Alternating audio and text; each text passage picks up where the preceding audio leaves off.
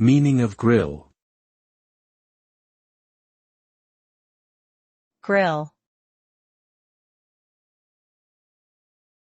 Grill. Grill. Grill. The word grill refers to a decorative or protective framework made up of parallel or crossed bars. Grills may be used in a variety of contexts, including as a design element in architecture, as a component of a car or truck's cooling system, or as a covering for windows or vents. They may also be used for security purposes, such as to prevent break-ins or to keep animals out of particular areas.